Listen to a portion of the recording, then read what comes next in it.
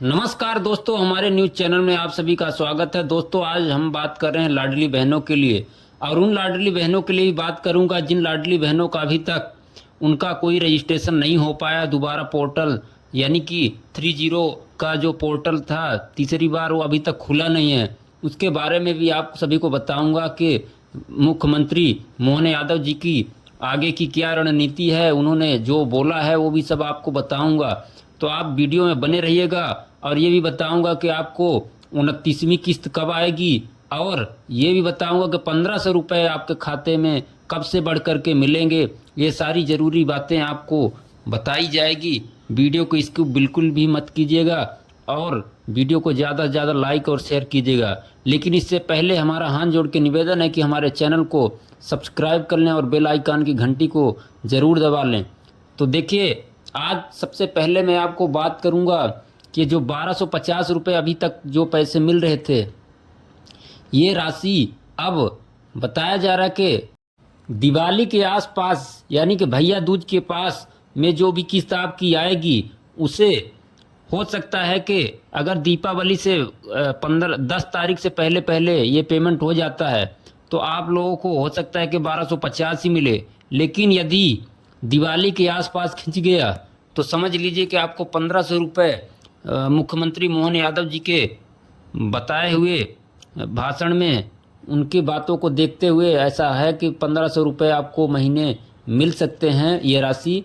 और आप लोगों को यही बताऊंगा कि जो ये मुख्यमंत्री लाडली बहना योजना का फॉर्म दोबारा जो भरने की संभावना बताई जा रही है, खुद मुख्यमंत्री मोहन यादव जी ने ही इस बात का जो है तो एक सभा को संबोधित करते हुए उन्होंने कहा था कि अब उन लाडली बहनों का भी लड्डू फूट सकता है, यानी कि जिनका अभी आवेदन जो है तो रजिस्ट्रेशन नहीं हुआ है। तो इसके लिए भी आप सभी को बताऊंगा क्या क्या डॉक्यूमेंट तैयार कर लें, KYC वगैरह जो भी है सारा चीज़ें आपको बताई जाएगी। तो देखिए, यहाँ पे हम आपको ये दिखाएंगे कि क्या क्या जो प्रदेश सरकार ने अभी जल्द ही में देखिए मुख्यमंत्री लाडली बहना योजना का फॉर्म भरे जाने की संभावना है। सभी पात्र महिलाएं अपने समग्र की KYC और बैंक में DBT NPCI करवा के तैयार रहें। यानी कि जो मैं आपको अभी बता रहा था कि जो बहनें अभी रह गई हैं जिनका नाम अभी नहीं रजिस्टर्ड हो पाया है, तो उन बहनों के लिए भी ये चीज़ें होने वाली है। और मध्य प्रदेश की करीब 1.25 करोड़ महिलाओं को लाडली बहना योजना की अगली किस्त का इंतजार है। देखिए, अभी तक कई महिलाओं के खाते में देखिए अभी 28वीं किस्त भी नहीं पहुंच पाई है। और देखिए कि कितने लोगों को ये राशि मिलती है। 1,27,00,000 लाभार्थियों के खाते में 1250 रुपये अभी तक जो है तो आता है। देखिए कि 1250 रुपये, अब ये राशि जो है तो भाई दूज के उपलक्ष्य में यानी दिवाली से पहले ही मुख्यमंत्री मोहन यादव जी ने पहले ही बता दिया था कि इस राशि को बढ़ा करके 1500 रुपये कर दिया जाएगा। तो देखिए, मध्य प्रदेश की जो है तो 21-59 साल की शादीशुदा, तलाकशुदा, विधवा, पति द्वारा छोड़ी गई महिलाओं का रजिस्ट्रेशन इस योजना के तहत किया गया था। लेकिन अगस्त 2023 के बाद से ही लाडली बहना योजना के लिए नए रजिस्ट्रेशन बंद पड़े हुए हैं। ऐसे में राज्य की लाखों महिलाएं पात्रता की शर्तें पूरे करने के बावजूद भी खाते में पैसा आने के बाद जो रही हैं। देखिए क्या ताज़ा अपडेट है वो भी आपको बताऊं। हाल ही मुख्यमंत्री मोहन यादव जी ने लाडली बहना योजना को लेकर के बैठक भी ली है, और माना जा रहा है कि शायद नए रजिस्ट्रेशन को लेकर कुछ अहम घोषणा हो सकती है। उन्होंने एक बैठक में कहा भी था कि जल्द ही उन बहनों के लड्डू फूटने वाले हैं जिनका अभी तक रजिस्ट्रेशन नहीं हुआ है। लेकिन क्या होगा क्या नहीं होगा ये तो खुद सरकार और प्रशासन को ही पता है। लेकिन इसकी तैयारियां जो भी है, अगर उन्होंने संकेत दे दिया है तो आप सभी को इसके लिए तैयारियां कर लेनी चाहिए। क्या क्या डॉक्यूमेंट लगेंगे और क्या क्या पात्रता शर्तें हैं, ये ज़रूरी है आपको जानना। इसीलिए मैं आपको ये खबर आपको बताने वाला हूँ कि क्या क्या आप तैयारियां करना है आपको जिन लोगों का नहीं हुआ है। और देखिए, 28वीं किस्त को लेकर के जिनका ना अभी तक पैसे नहीं आया है, उनका भी बताया जा रहा है कि जल्द ही सरकार की तरफ से आदेश है कि सबके खाते में पहुँचे। और जो भी उनका DBT लिंक या KYC वगैरह प्रॉब्लम है, और कुछ ऐसा भी बताया जा रहा है कि लाडली बहना की 28वीं किस्त को लेकर देखिए, लाडली बहना अपडेट के बारे में बता दूं कि जिन लाडली बहनों के ग्रामीण बैंक में खाते खुले हुए थे, उन बहनों के खाते में इस महीने की ₹1250 की किस्त नहीं आई है, जिससे कई महिलाएं काफ़ी ज़्यादा परेशान हैं और चिंतित भी हैं। उन्हें ये नहीं समझ आ रहा है कि हमारा कहीं पैसा बंद तो नहीं हो गया हमेशा के लिए। लेकिन ऐसा आपको बता दूं कि ऐसा परेशान होने की आपको बिल्कुल भी ज़रूरत नहीं है। जो खबर आ रही है मैं आपको बताने वाला हूं, लेकिन वो आपको दिखा नहीं सकता।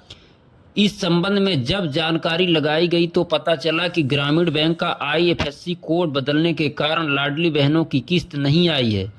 अब लाडली बहनों की इस महीने की किस्त और अगले महीने की एक साथ में आएगी। बैंक द्वारा बताया गया है कि महिलाएं घबराएं नहीं, और उनकी किस्त नहीं आई है वो दोनों ही एक साथ पैसे आ जाएंगी। तो ये भी बड़ी खबर है आपके सभी के लिए कि आप परेशान ना होइए।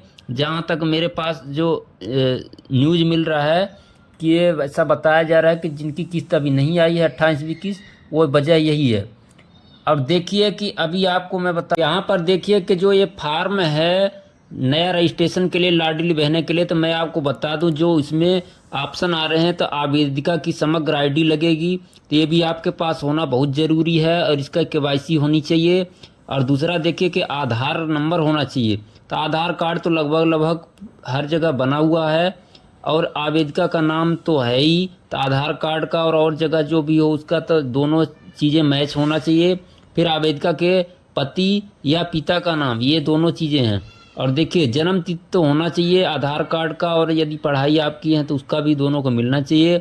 फिर आवेदिका का पता, ग्राम, शहर, वार्ड, ये सब जगह आएगा। फिर आवेदिका का मोबाइल नंबर भी होना चाहिए, और वो उसका जो है तो आधार कार्ड से लिंक होना चाहिए, तभी ये सारी चीज़ हो पाएगी। वर्ग जाति भी ये भरा जाएगा, क्या शासन के विधवा, निःशक्त इत्यादि पेंशन प्राप्त करें, ये सब भरा जाएगा।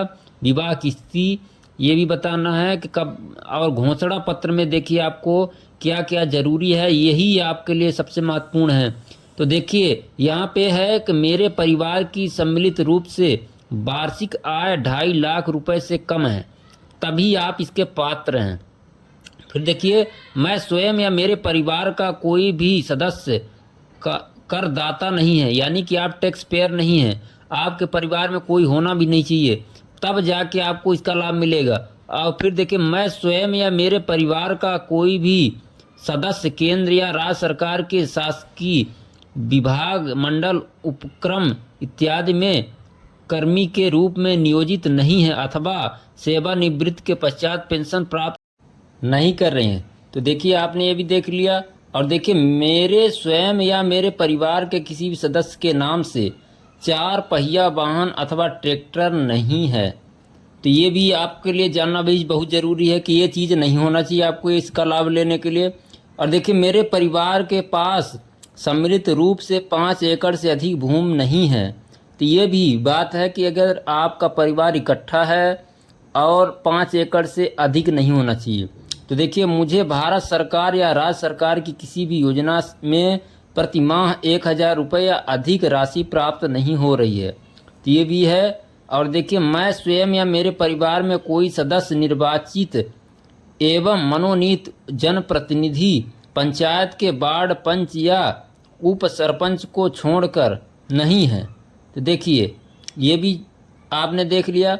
मैं स्वयं या मेरे परिवार में कोई सदस्य भारत सरकार या राज्य सरकार द्वारा चयनित मनोनीत बोर्ड, निगम, मंडल, उपक्रम इत्यादि में ये चीज़ में अध्यक्ष, संचालक, सदस्य नहीं है। ये सब चीज़ आपके लिए ज़रूरी है जानना। ये चीज़ें नहीं होगी तभी आप सबको इसका लाभ जो है तो मिलेगा। तो आपने ये देखा, आप ये सारे चीज़ तैयार कर लीजिए। यदि आपके जो घोषणा पत्र है, यदि आप सारे चीज़ें आपके पास नहीं हैं तो आप इसके लायक हो। यदि आप जो हमने आपको बताया घोषणा पत्र में, यदि इससे आपके पास ज़्यादा चीज़ें हैं तो आप इसके लायक नहीं, तो आपको ये सब सोचने की ज़रूरत नहीं है। लेकिन यही आपको जानना ज़रूरी है कि क्या क्या है, तो इसलिए मैं आपको बताया कि फार्म में क्या क्या चीज़ें लगेगी।